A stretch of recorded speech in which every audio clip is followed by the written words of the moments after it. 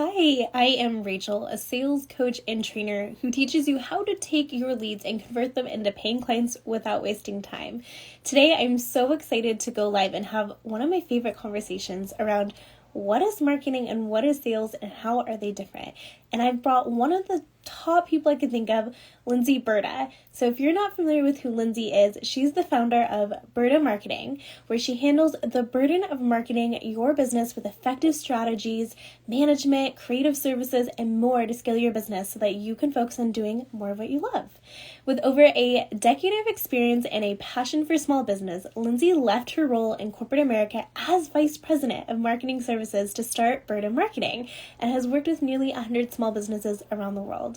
And as a side note, she has an amazing podcast. It's one of my favorites, so I'm sure we'll address that at some point. And her goal really as a business is to make ongoing quality marketing services affordable for small businesses. So I'm excited to have her come on. Lindsey, if you can go ahead and request to join, I would appreciate that. And I think this is going to make a great conversation because everyone gets the two confused, right? What is marketing? What is sales? What's the difference? Why do I need to know both? What are the different skill sets? And as everyone's joining too, I would love to know where you're from. So if you could share with me in the comments, and as questions come up as well, go ahead and share them with us. We can make sure to address them. All right, she should be here in a second. Hello. Hello, how are you doing? So good. I'm so excited to have you here. And for those that maybe saw, we also did a podcast. So we love this. This is round 2. Yes, round 2. I'm so happy to be talking with you again. We had fun the first time around. So. I agree. But, we had to do it again. So yeah, exactly. Well, Lindsey, tell us, where are you from for those that aren't as familiar with you? Yeah, so I actually am from Pennsylvania. So I'm on the East Coast. You're all the way on the West Coast. I think we're about as far away from each other on the same continent as we can get. Almost. Yeah, almost. Yeah. So, I've always been here, and I've been helping small businesses for the past 10 years, not only in Pennsylvania, but now with the internet, the amazing, digital world, we can help people all over. So, yeah, it's truly amazing how we can connect. I completely agree. Yeah. So, hey, Elizabeth. Yes. Hey. Cook Island. So cool. I love that. So, well, I'd love to know, since, let's talk about this difference, because I often hear marketing is sales and you can sell through your marketing, and it gets really confusing with this word, right? So in your own words, what is marketing? So marketing, and I know you say this as well, is marketing is getting people in the door. It's not only getting them in the door, but making them aware that you even exist in the first place. So, and I do want to preface this by saying, and I know that we'll talk about this, I'm sure, but with marketing, sales, all of that, something that even comes before that is your branding. So your brand and your branding, that's all going to come before marketing. So I'm sure we'll touch on that later. But yeah, marketing is just getting them aware of you and your brand and getting them in the door. And that can happen in many ways. Your website, social media, email marketing, warming them up to you to get them in the door. Right. I love that. Yeah. You made that so simple, right? And I love that you didn't even say, this is the point where you sell them. You're like, we're just trying to attract them towards you and get them in exactly. The door, right? Yeah. Because in sales, that's where you come in. Right. So marketing is what gets people in the door, right? And gets them interested and piqued, and sparking interest, right? And sales is once you've got them, how you communicate with them, and then how you close the deal, all of it, right? Yeah. So there's a very distinct difference. So there is, and this is too why like cold pitching and all of that doesn't work, because there's an order to things, right? You have to, there's your brand, then you warm them up with marketing. Then after they're warmed up, then, you pitch that sale. Right. Okay. So you made a really good point. I'm deviating here, but okay. Like when you go to the mall, right? We've all been to the mall, and you have those kiosks. I knew you were going there. I knew that's what you were going for. Right. And how often do you just walk by and they make eye contact with you, and they're like, you should buy this. No. It's cold pitching, right? It's the same thing as sending a cold DM to someone and being like, hey, you should buy this product because we connected, or that's not sales. And I think we forget that that's what it feels like. Like we somehow forget what it feels like to be on the other side of that and to be on the receiving end of it. Right. Exactly. Yeah. So that's an excellent example of like not really marketing Yeah. quite, and then jumping right to sales and showing like how important it is to have both. Yeah. Those kiosks, I'm glad you brought that up. It feels like predator and prey. Like you're just walking, minding your own business, and they're like, hey, they jump out at you. Right? Oh my gosh, yeah, that's a great Yeah. one. And Elizabeth said, I love this because as a social media manager, so many people think we are salespeople. Our job isn't to get you clients. Sorry, not sorry. That's Oh, right. Social media, yeah. I'm so glad she brings that up too, because, even as marketing, like even social media is part of what I do. So there's, website marketing. So if leads are coming in through a client website or through DMs in social media, that's where I then pass it off to them. Like they're responsible for closing the sale, getting that sale, because in the end, they're the ones that's going to be that final touch point. They're the ones who are going to be working with that person. So I can't close the sale for them. right, I right. can't do it. Right. Yeah. So, okay, here's another example. I'm pretty sure I brought this up on the podcast too. It's like walking by a store in the mall and you see the visuals, right? Visual merchandising is visual marketing, right? You Mm-hmm. know more. I want to come take a look. So it's like going to your profile on Instagram, taking a look at your content, and then deciding, I want to know more. I want to follow, right? I want to come in. Yeah. And so then they engage. But then what comes next is how that person interacts with you when you walk in the store. How do they talk to you? How do they greet you? How do they welcome you?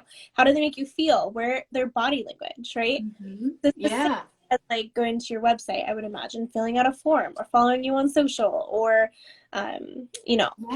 other ways, right? I'm sure you can go into for us. But Oh, yeah. And yeah, you're exactly right, because even like you using the store example, that is the same with everything online. Like you said, your visual marketing, when someone goes to your, social profile, is it cluttered and a mess? Can they figure out what you do or not? Are you making it right, easy on them? Is it professionally appealing in that sense?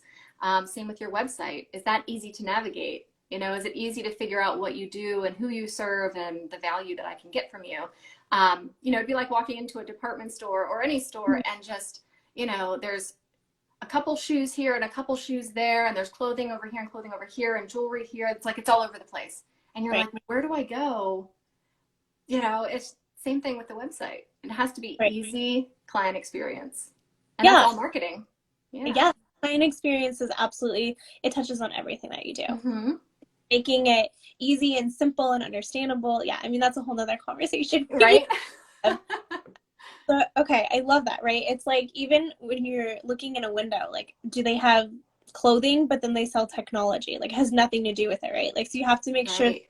putting out there makes sense to what they're going to experience when they actually come in. Yeah. And matches your brand.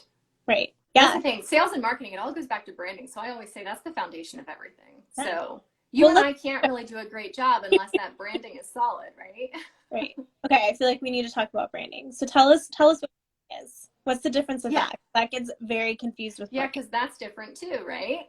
So branding is pretty much your identity. And I don't mean just visual identity, right? It's not just your logo and the colors you're using. It's who you are, your personality, who you serve.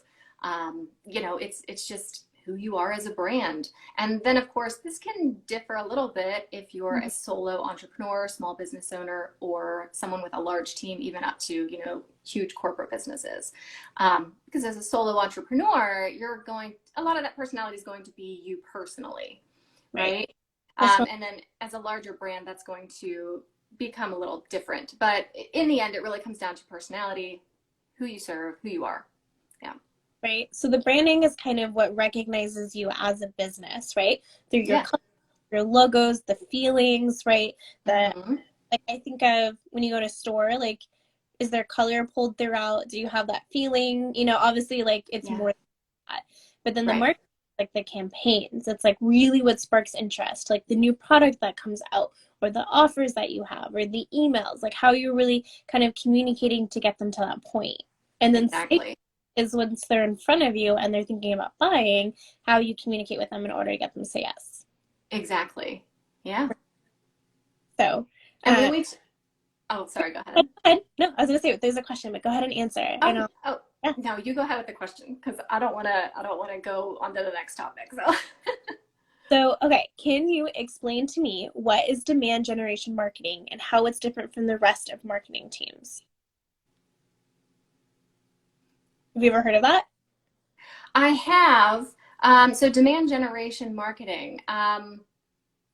I mean, I don't know if I can clearly define that quickly for you here, but yeah, I mean, So reach out to Lindsay and she'll help you better explain yes. that and answer that question for you. Yeah. That's a new term I've never heard before, so I'll have to look that up. I'm curious now.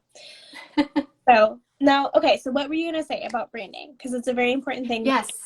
Is Yeah, important. well, yeah. So we talked about branding, marketing, and then that leading into sales.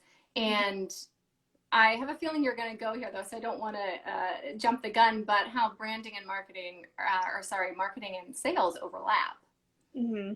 right? Because you were talking about getting them in the door and then closing that sale. Well, then after they close the sale, it's that client experience that you gave them. So, for example, if something goes wrong with the sale, or maybe the experience didn't go quite as planned, you as the sales person, did you reach out and, try to fix that and make it right? Right. And then once all that's said and done, it kind of starts rolling back into marketing. So are they going to leave an online review for you? Those sorts of things, because that then now becomes part of your digital marketing. Are you following up with email marketing? Are you keeping in touch with them?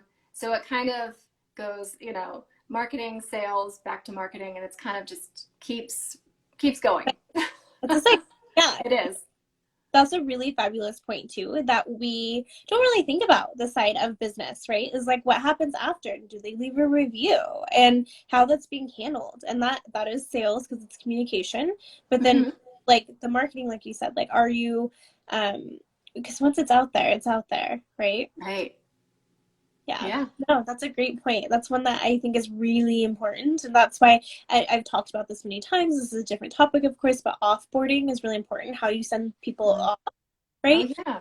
Setting them up for success. Do you check in, especially if you're service-based, is really important so that you don't get those negative reviews. Yeah. Oh, definitely. And I feel like that's even more important if you're you're the one they're working with. Like, for example, me working one-on-one with my clients, I feel that's extremely important versus, Right. if they were just buying a product from me and going on their way. I probably wouldn't personally reach out to every single person who bought a product, right? But working with them one-on-one is a whole different story. Right. Well, and you Yeah. invest in getting to know them and Mm-hmm. it's like, why wouldn't you want to just know? Anyways, but Yeah.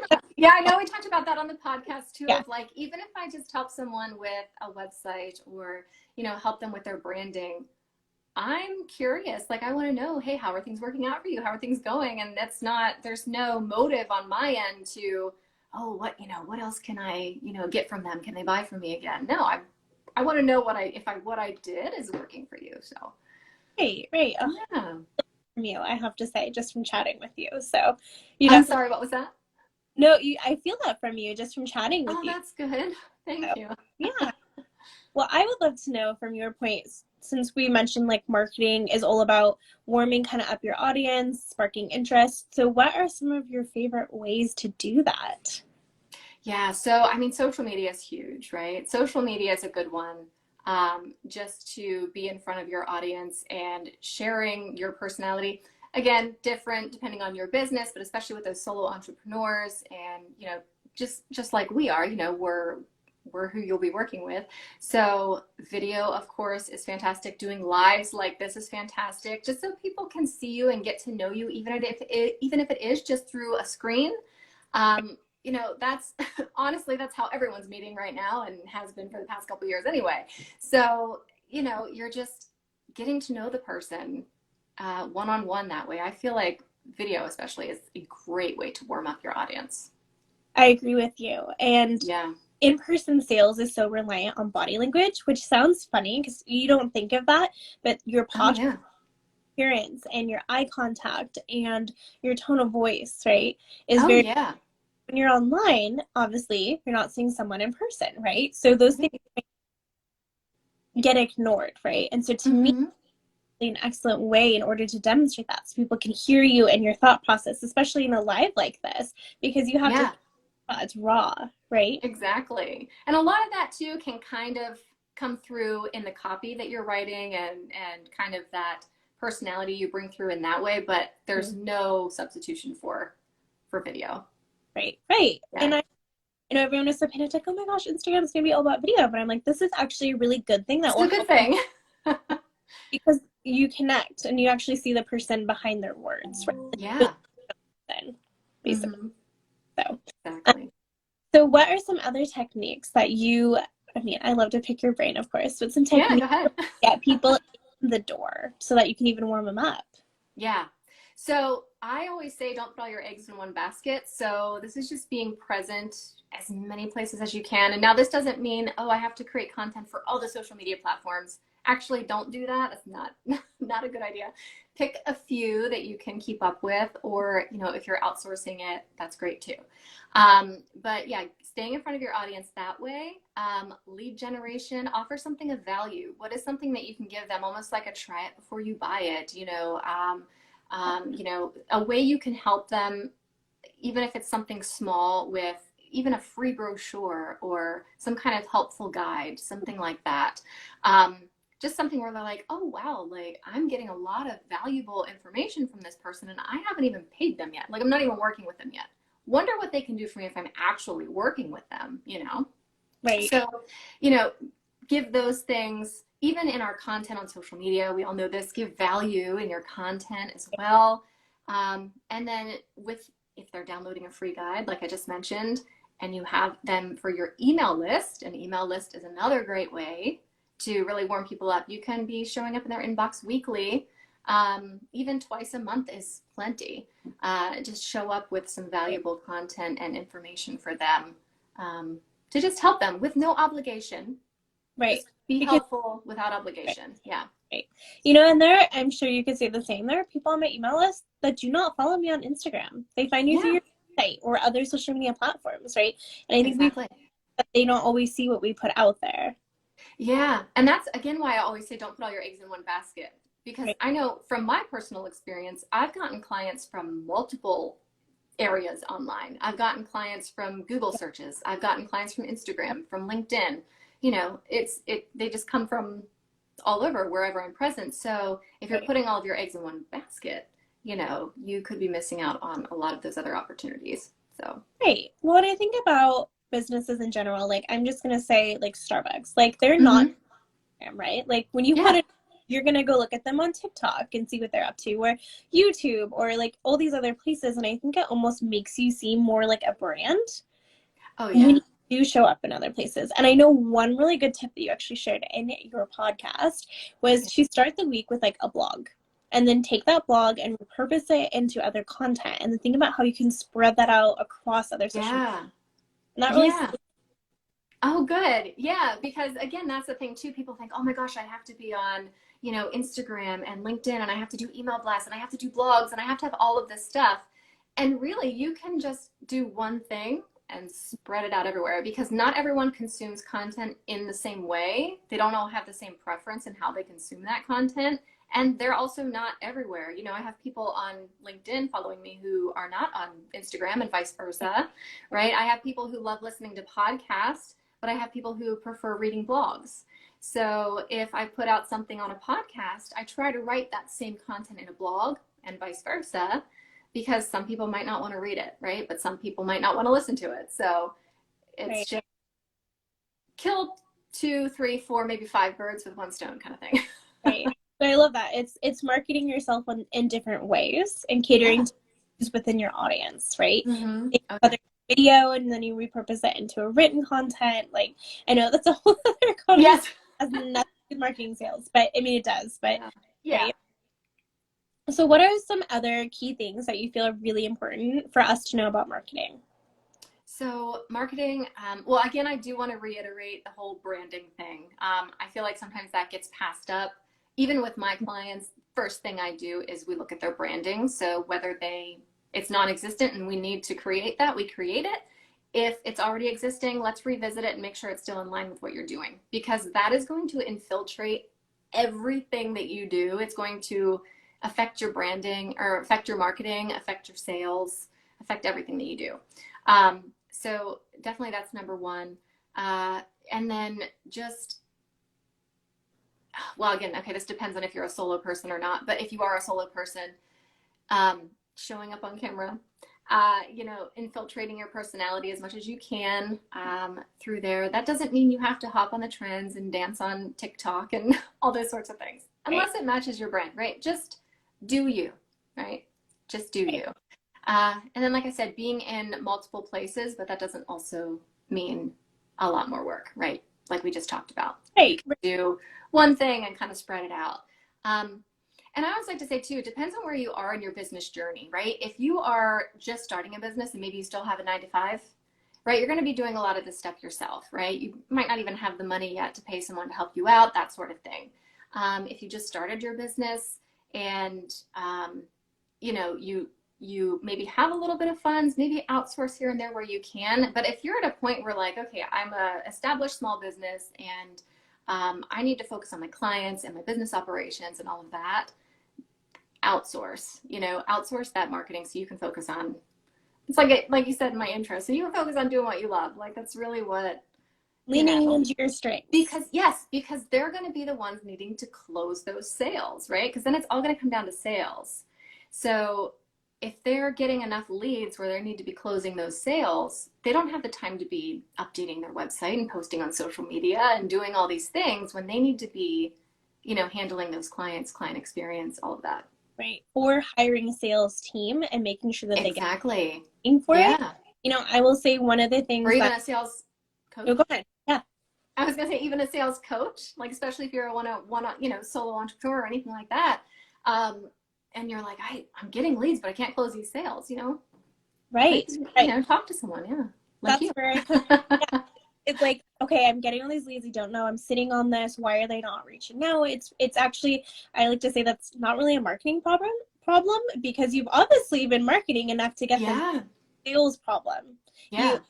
And I know, oh my gosh, you just brought up so many points, but this is a sore spot for me because I'm like, you have to take initiative at some point and you don't have to be aggressive about it, but if you're on leads and you're not closing them, you've got to reach out. Like at this point, you've got to introduce yourself. It doesn't have to be aggressive. You don't have to pitch, but you have to people that are within your community. It's really going to make you stand out because like stats will tell you in research that whoever picks up the phone first gets the sale. Oh, And if you're not out, yeah. Yeah, Exactly. And especially if you, like you said, you're sitting on those sales, that leaves a bad first impression on the person, like especially if they're sitting in your inbox, right? people want to hear. They really do. They do. I've even had experience where I've gotten leads for people, and I'm like, hey, did you follow up with these leads yet? And 2 weeks later, they'll follow up, and I'm like, oh, too long. too long. Yeah, too long. Yeah. I was going to say to another point you brought up is I would often see, because I used to have my own team, right? Is that get really focused on the operational tasks that we forget to sell. And so sometimes we would have like customers coming in the store and they would focus more on the tasks that didn't generate money than taking the time to actually just take care of the customer in front of them. And I think it's really easy to do that online is to get really absorbed in, I have to update my website and I have to do like really important. Do not get me wrong, right? Yes. But then we're not spending the time actually talking to the leads that we're working so hard to generate in order to make the money so that we can figure it out or delegate it, right? Exactly. And that's again where it becomes so important to delegate. If you're at that point where you literally can't juggle both, then it really is in your best interest. And I'm not saying this because I'm biased. It really is in your best interest to outsource those things because if you're spending that time, updating your website, well, does that mean you're ignoring, a prospect or a sale that's right there that you could be making money on? So, your time is worth more than what you are paying to outsource the stuff. You know what I mean? Okay. Thing is your time. Yeah, exactly. Right. And that's why you have departments in big businesses. Like if you look at a business, it's not one person that does every department. You have your department, your marketing department. You might even have an email marketing department, right? Exactly. And your sales teams and your sales trainers and your HR. Like there's a reason for that because you can't possibly. There is. And it just shows how important it is because even huge brands like, the big one, McDonald's, right? Yeah. Even huge brands like McDonald's, they could probably, well, I don't want to say this, but they could probably really cut down on their marketing and still be fine because they have such brand recognition right now. But do they? No, because they understand the importance of it. And that leads into sales and everything. Right. They're both I actually read an article. It's like, I mean, again, this is McDonald's, but like hundreds of millions of dollars per year just on marketing. I And do they need it? Yeah, because that's why we're talking about them now, right? Because they keep, right? They keep staying top of mind and in front of us. And that's all marketing. Yeah. Okay. The golden arch, right? Yeah, yeah. Yeah. Right. Yeah, no, oh my gosh, you have me thinking of so many things. Well, okay, so one thing I do want to bring up is I really do get asked a lot, like, about lead generation. And I think that we've kind of touched on that. Yeah. But it oftentimes, like, a lot of people really think that once they've generated a lead, they've made a sale. And that is such a big question. But I want to kind of reword that for a second. And I would love your opinion. Lead generation is basically just generating traffic.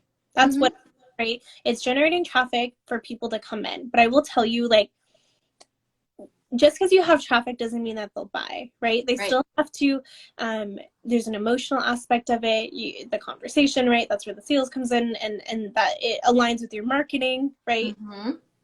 Together. But conversion in like a big store, a multi-million-dollar store, right, that I had, it was like 20-30%, right? Yeah. So you have to think of that too with lead generation. Even if you're generating leads and you're generating traffic, doesn't mean you're going to convert every person that you have either. But you have to know how to even get to 20 or 30%. Right. And it's like, don't think just because, like you said, don't think just because I got that lead, okay, they're going to buy and you can just kind of ignore them. That's where it's like they're in the most vulnerable state at that point, and you need to like convince them if they should stay or should they go, kind of thing. Right? Because if they, I don't know, if they join your email list or, something like that because they're interested in more information, but then you're slacking on your email and they're not getting the information they're looking for, that could be the turnoff that turns them away. So there you thought you had a lead, but you kind of, slacked on, following up with them or warming them up even further.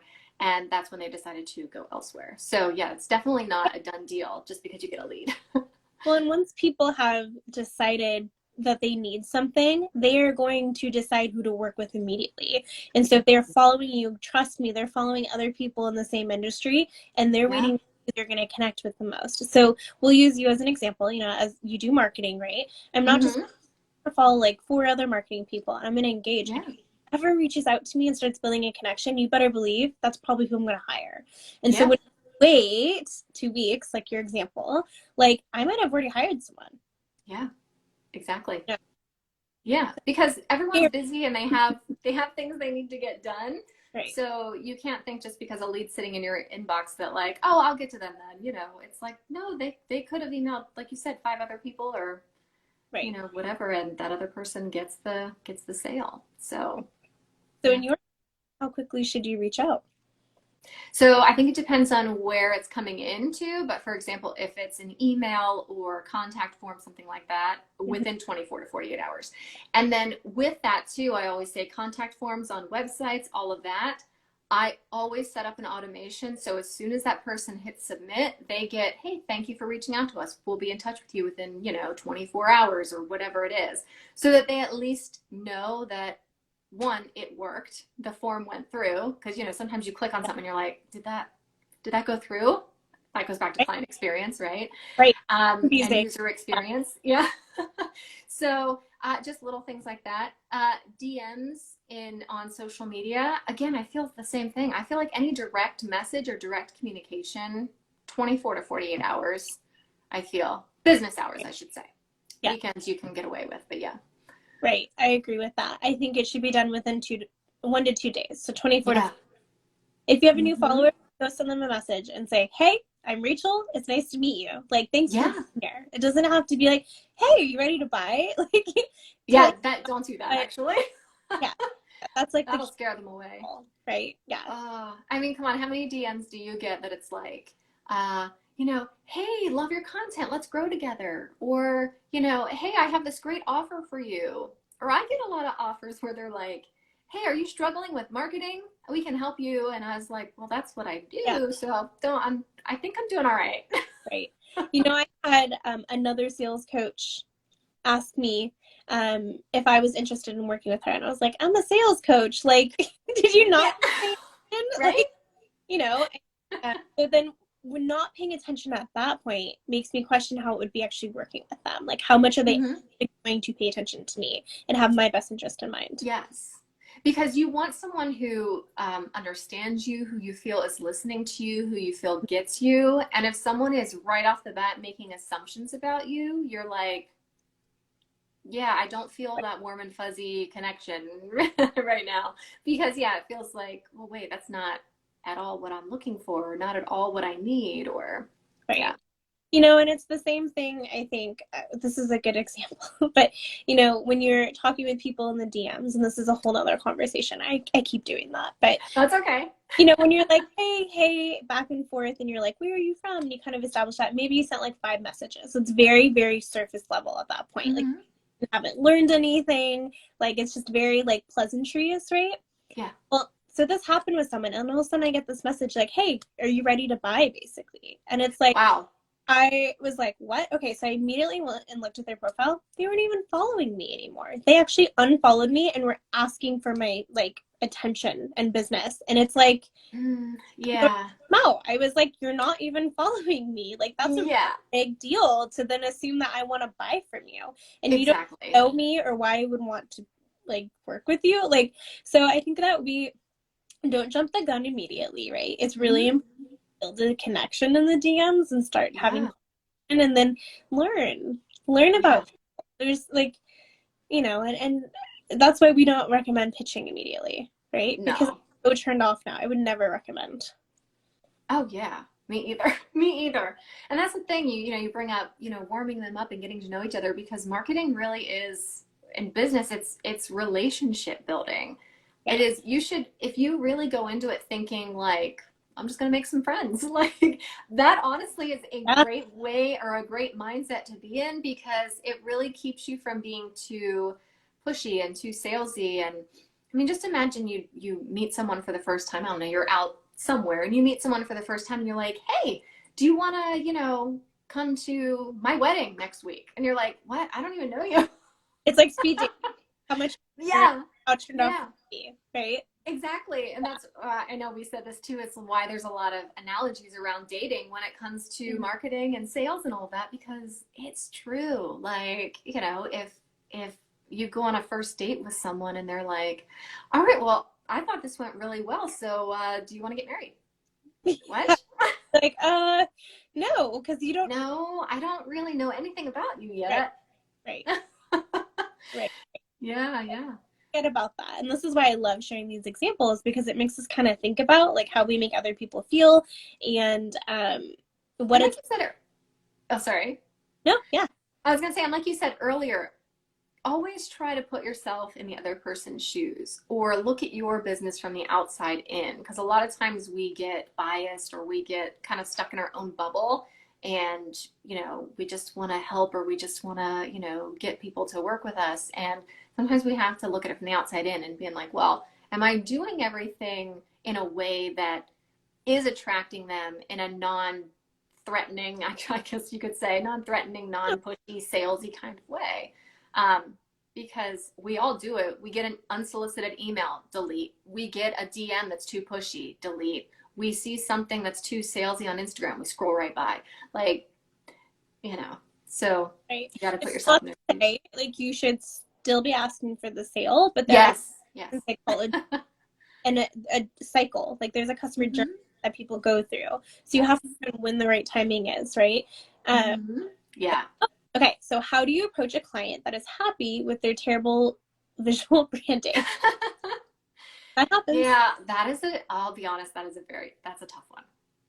That's a tough one. My best, I mean, what I've done in the past is I try to show them, even if I take the time to do something super quick, whether that's design wise, or show them something I've done in the past of like, hey, here's where you are, but if we did this, here's the outcome that you could get simply from doing something as simple as well, I don't want to say it's simple, but like a rebrand, or a brand refresh or something like that.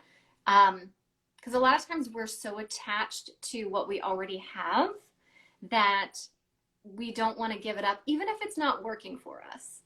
So yeah, if you can show the potential there, because I mean, come on, businesses are all about wanting to do business better and all of that. So if we can kind of get them out of that mindset of, well, we've always done it this way, to here's what we could do, and really show them the benefit of it. It's Right. not always easy, but Right. that's kind of my best advice there, is try to show them the benefit.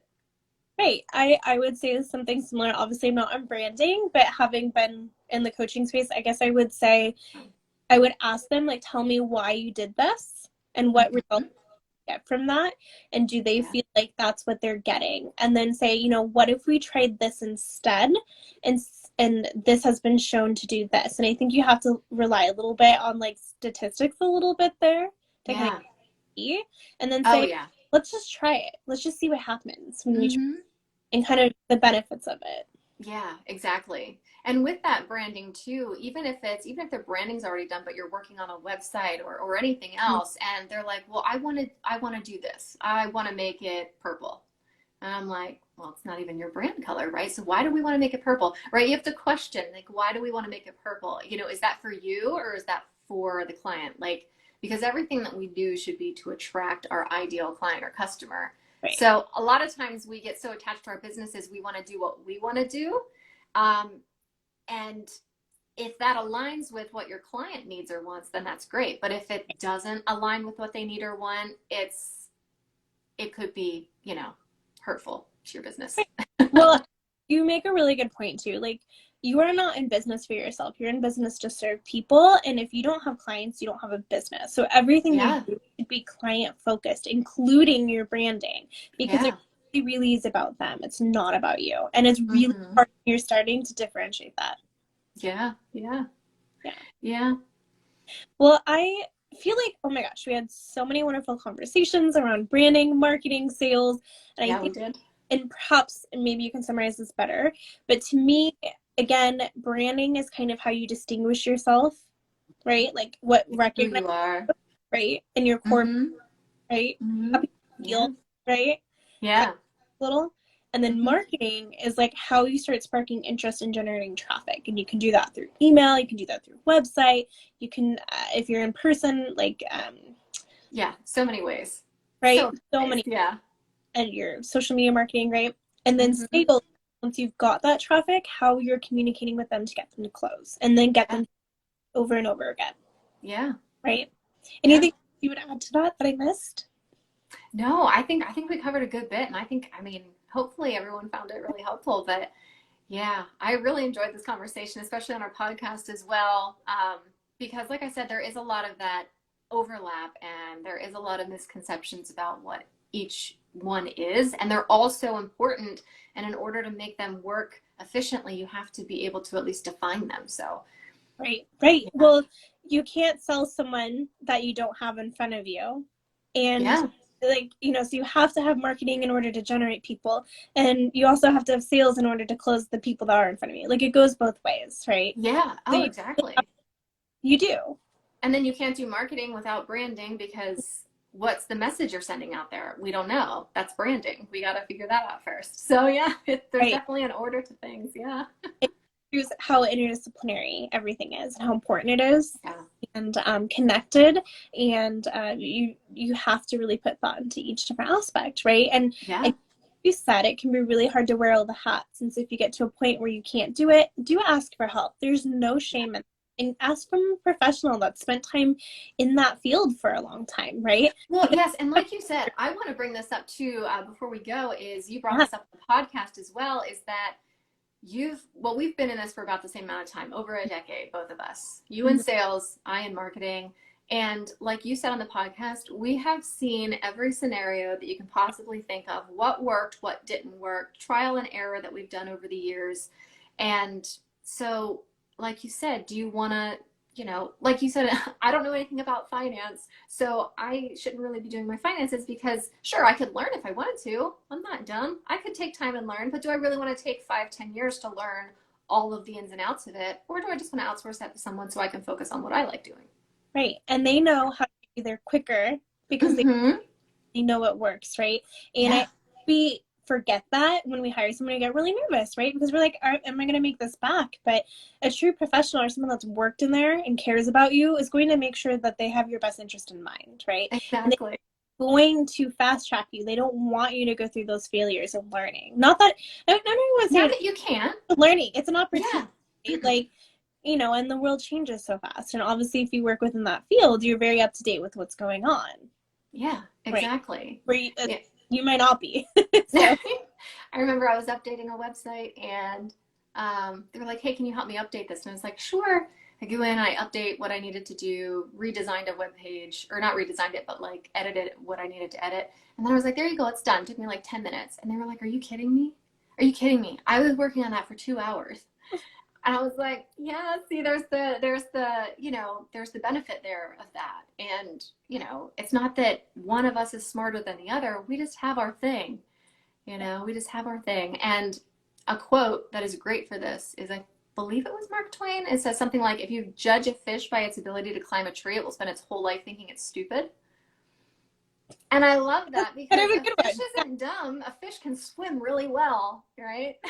So they just can't climb a tree. So it's the same thing. Right. And going back to what I said too, like there's no shame asking for help. If you've never No. before, like how would you be an expert at it? It takes Yeah, time exactly. to admit. Mm-hmm.